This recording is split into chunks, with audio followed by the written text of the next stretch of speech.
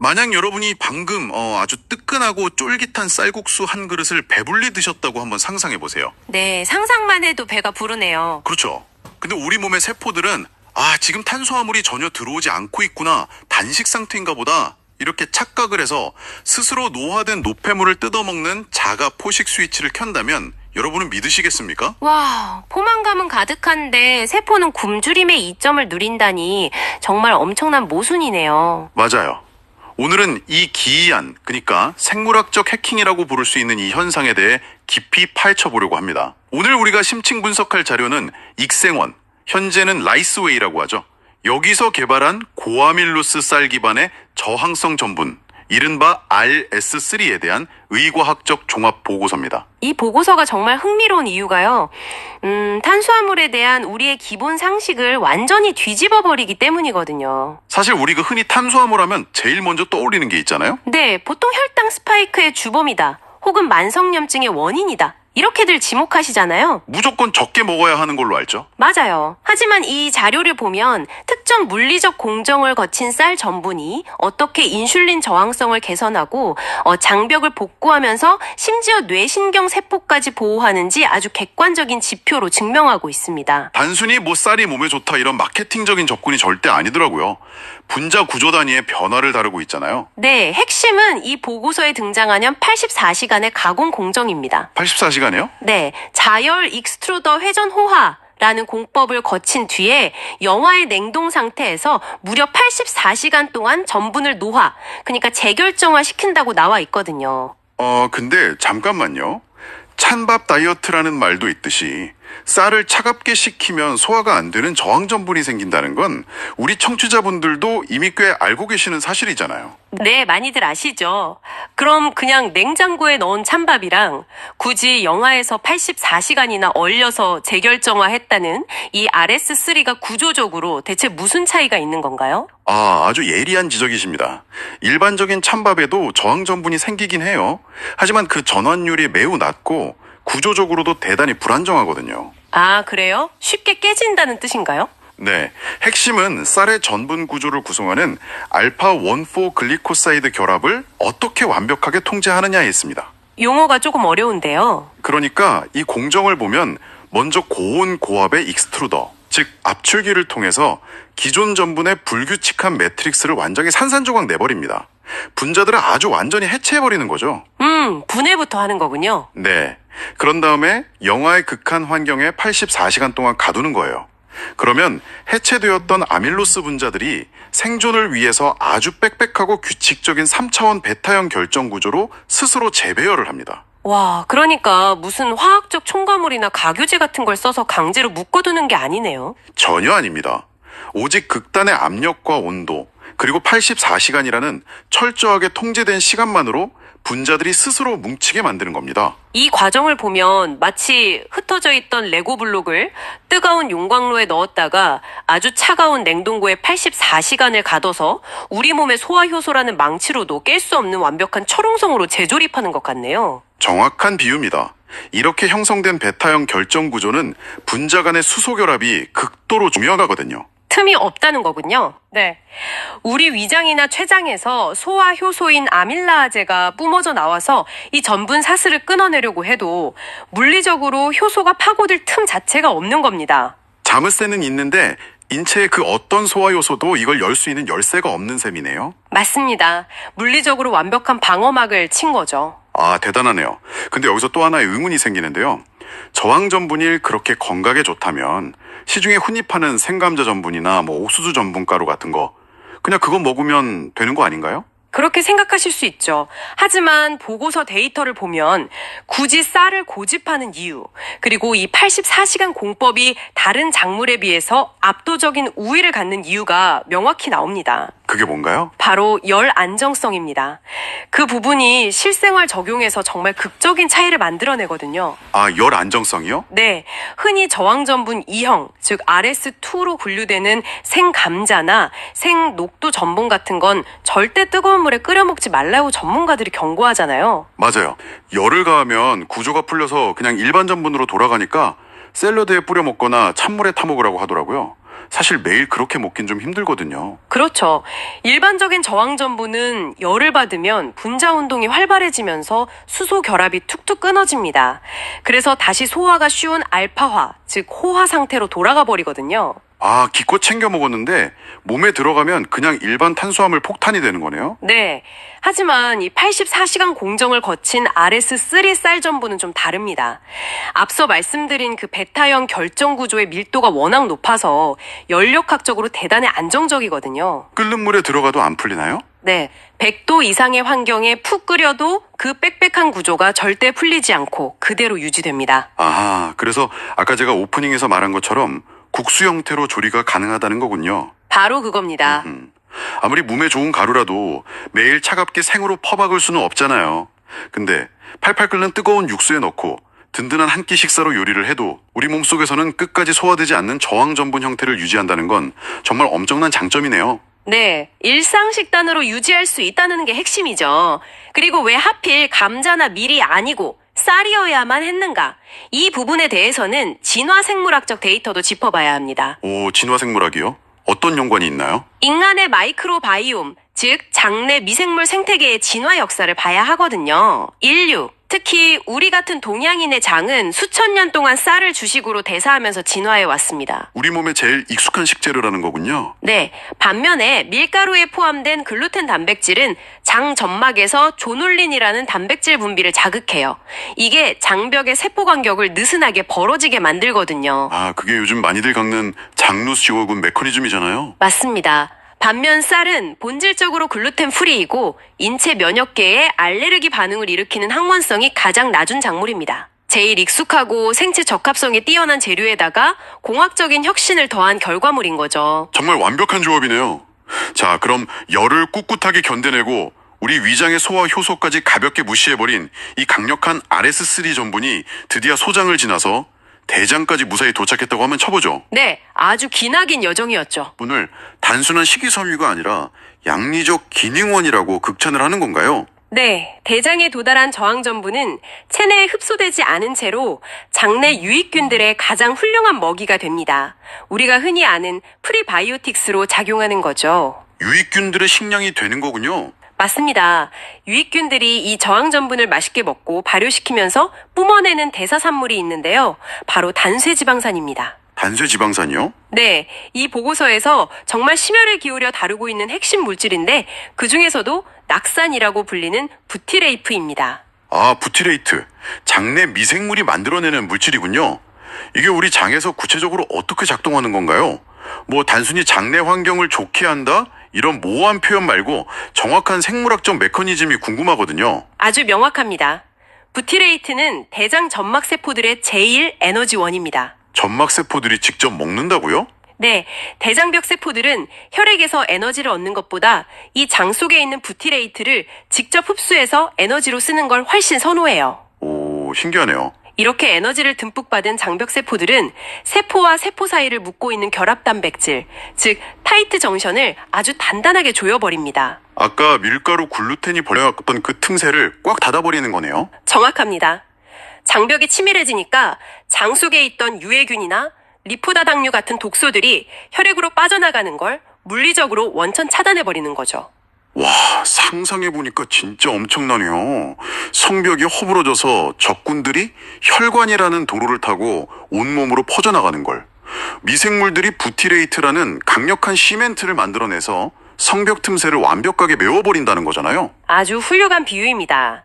게다가 이 보고서를 보면 장내 산도, 즉 pH를 뚝 떨어뜨린다는 내용도 있거든요. 아, 장을 산성으로 만든다고요? 네, 단쇠지방산이라는 이름처럼 이 물질들이 장내 환경을 약산성으로 싹 바꿔놓습니다. 약산성이 되면 뭐가 좋은 건데요? 칸디다 같은 유해곰팡이균이나 병원성 세균들은 약산성 환경에서는 생존하거나 증식 자체를 못하거든요. 아, 유해균이 살 수 없는 환경을 아예 만들어버리는군요. 맞아요. 인위적으로 유해균을 죽이는 독한 항생제를 먹는 게 아니에요. 유해균이 아예 살아갈 수 없는 척박한 생태계로 장의 환경 자체를 싹 리모델링 해버리는 겁니다. 마치 장 속에 고도로 훈련된 특수부대를 투입해서 생태계 전체를 정화해버리는 것 같습니다. 네, 맞아요. 그런데 여러분, 이 보고서의 진짜 놀라운 데이터는 대장에서 끝나는 게 아닙니다. 이 시선이 우리의 머릿속을 향하고 있거든요. 맞습니다. 현대의학의 가장 뜨거운 화두 중 하나인 장내축 이론이죠. 장과 뇌가 연결되어 있다는 거잖아요. 장에서 미생물이 만들어낸 이 부티레이트가 어떻게 저 멀리 떨어져 있는 뇌신경 영양인자인 BDNF를 증가시킨다는 건가요? 이 두 곳이 대체 어떻게 물리적으로 소통을 하는 건지 너무 궁금합니다. 이 과정은 현대 뇌과학자들도 굉장히 경이롭게 바라보는 메커니즘입니다. 장에서 듬뿍 생성된 부티레이트 중 일부가 혈관을 타고 전신을 순환하기 시작합니다. 혈관을 타고 뇌까지 올라가는군요. 네. 그러다가 뇌혈관 장벽, 즉 BBB를 통과해서 뇌로 쑥 진입을 하죠. 뇌로 들어간 부티레이트는 아주 특이하게도 히스톤 탈아세틸화 효소 억제제로 작용을 합니다. 방금 용어가 엄청 길고 전문적이었는데요. 쉽게 말해서 부티레이트가 뇌세포의 유전자 발현 방식을 직접 바꾼다는 뜻인가요? 네, 정확히 그겁니다. 평소에는 뇌세포 안에서 아주 단단하게 감겨 있어서 발현되지 않던 특정 DNA 가닥들이 있거든요. 부티레이트가 이걸 느슨하게 풀어주는 역할을 해요. 숨어있던 유전자를 깨우는 거군요. 맞습니다. 그 느슨해진 DNA 가닥에서 만들어지는 단백질이 바로 BDNF, 뇌유래 신경 영양인자입니다. 와, BDNF가 뇌에 그렇게 좋은 건가요? BDNF는 뇌신경세포가 사멸하는 걸 막아주고 새로운 시냅스 연결을 막 촉진하는 뇌를 위한 최고의 천연 비료라고 보시면 됩니다. 와, 청취자 여러분 진짜 소름 돋지 않으신가요? 만약 여러분이 오늘 점심에 이 RS3 쌀국수를 드셨다면요, 내 소화 효소가 분해하지 못한 그 전분을 장 속 유익균들이 대신 먹어치우고 발효를 시키는 겁니다. 네, 아주 바쁘게 일하죠. 그리고 거기서 나온 부티레이트가 혈관을 타고 뇌로 올라가서 내 뇌세포의 유전자 스위치를 켜는 영양제를 실시간으로 막 합성해내고 있다는 뜻이잖아요. 음식 하나가 장벽을 고치고 뇌세포를 살리는 이 거대한 생물학적 연쇄작용을 일으킨다니 정말 놀랍습니다. 그것이 바로 단순한 영양 보충이 아니라 우리 생체 시스템 전체를 해킹하는 기능성의 진정한 의미라고 볼 수 있죠. 자, 장과 뇌가 어떻게 연결되는지 그 과정까지 살펴봤습니다. 이제 이 보고서가 안내하는 궁극적인 종착역으로 넘어가 봐야 할 것 같아요. 바로 노화 방지와 수명 연장에 대한 이야기입니다. 네, 현대인들의 가장 큰 관심사죠. 오프닝에서 제가 던졌던 가장 큰 모순이 하나 있잖아요. 분명히 탄수화물을 먹었는데 어떻게 노화의 주범인 혈당 스파이크와 만성염증을 잡을 수 있는가? 이거거든요. 우리가 흔히 노화라고 부르는 현상이 있죠. 그 현상의 생물학적 근원은 결국 인슐린 저항성과 그로 인한 만성염증입니다. 보통 탄수화물 먹으면 인슐린이 폭발하잖아요. 그렇죠. 그런데 이 RS3 저항 전분은 소장에서 아예 흡수 자체가 안 되기 때문에 포도당으로 분해돼서 혈류로 쏟아져 들어가는 현상, 즉 혈당 스파이크를 아예 일으키지를 않습니다. 애초에 췌장이 인슐린을 미친 듯이 뿜어내야 할 상황 자체를 안 만든다는 거군요. 원천봉쇄네요. 네, 췌장벽에 달콤한 휴식을 주는 겁니다. 게다가 앞서 말한 부티레이트가 전신을 쫙 돌면서 강력한 항염 작용을 하거든요. 몸에 불이 난 곳을 끄고 다니는 거네요. 맞아요. 몸속 곳곳에서 일어나는 미세한 염증의 불씨를 싹 꺼버리는 거죠.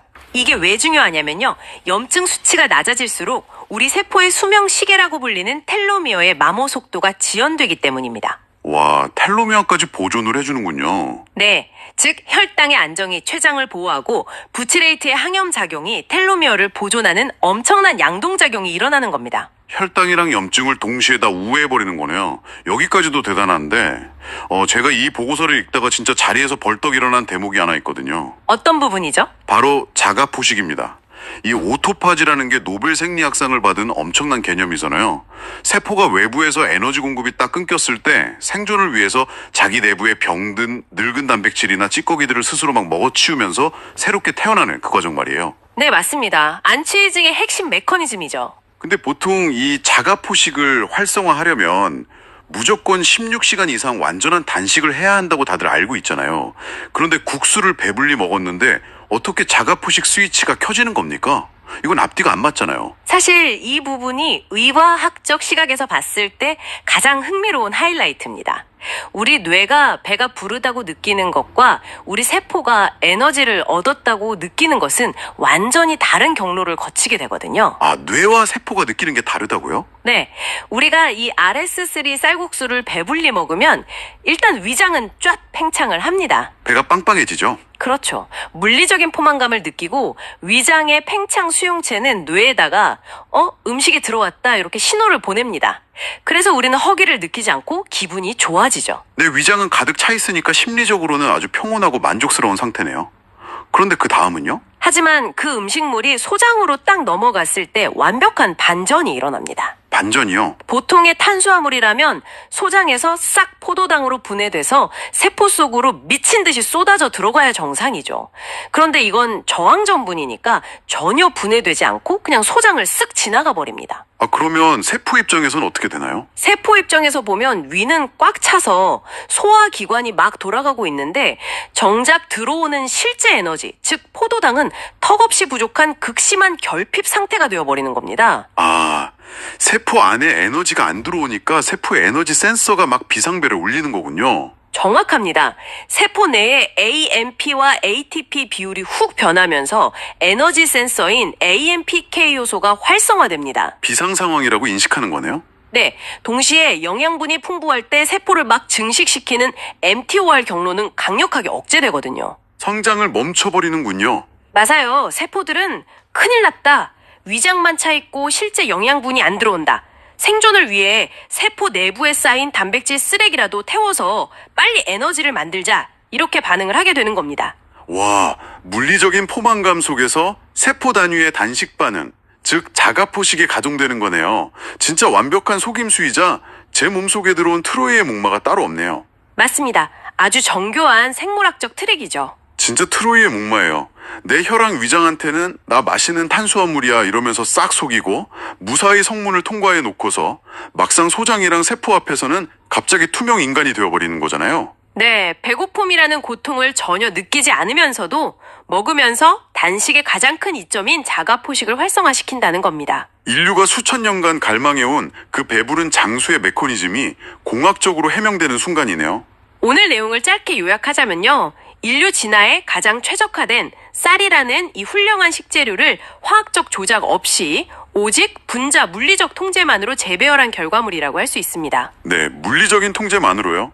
그 결과 혈당은 평탄해지고 부치레이트는 뇌를 보호하며 텔러미어는 보존되고 세포는 자가포식을 통해 스스로 젊어지는 거죠. 정말 기적 같네요. 이건 단순한 영양 섭취를 넘어서 우리 몸의 대사 시스템을 가장 안전하고 자연스러운 방식으로 재프로그래밍하는 기술이라고 볼 수 있습니다. 정말 압도적인 통찰이었습니다. 청취자 여러분, 오늘 우리가 깊이 파헤친 이 보고서는 단순히 어떤 국수가 몸에 좋다 이런 식견을 훌쩍 넘어서고 있습니다. 네, 패러다임이 바뀌는 거죠. 우리에게 익숙한 자연의 산물도 이 물리적 구조를 어떻게 설계하느냐에 따라서 유전자 발현을 바꾸고 뇌를 보호하고 생물학적 나이표를 되돌리는 아주 강력한 의과학적 도구로 진화할 수 있음을 증명했습니다. 맞습니다. 구조가 곧 기능이 되는 거죠. 여기서 여러분께 한 가지 도발적인 질문을 남기고 싶습니다. 오늘 확인하신 것처럼 단순히 온도와 시간의 통제만으로 이 쌀 한 톨이 노화를 막는 마스터키가 될 수 있다면 인류가 수천 년간 먹어온 수많은 전통 식재료들 속에는 대체 또 어떤 비밀이 숨어 있을까요? 와, 생각만 해도 짜릿하네요. 우리가 아직 그 완벽한 물리적 가공 조건을 찾지 못해서 그 안에 잠든 거대한 장수의 코드를 깨우지 못한 채 그저 평범하게 불에 구워 먹고 물에 끓여 먹으면서 낭비하고 있는 식재료가 얼마나 더 많을까요? 정말 무궁무진할 겁니다. 오늘 저녁 여러분의 식탁에 올라온 평범한 음식들을 한번 새로운 시선으로 바라보시기 바랍니다. 저 단순한 단백질과 탄수화물 덩어리 안에 우리 몸을 속이고 시스템을 해킹할 어떤 진화의 열쇠가 아직 발견되지 않은 채 숨죽이고 있을지 모르니까요. 오늘 저희가 준비한 심층 분석은 여기까지입니다. 우리는 다음 분석에서 또 다른 묵직하고 짜릿한 지식의 조각들을 연결하러 돌아오겠습니다. 함께해 주셔서 감사합니다. 감사합니다.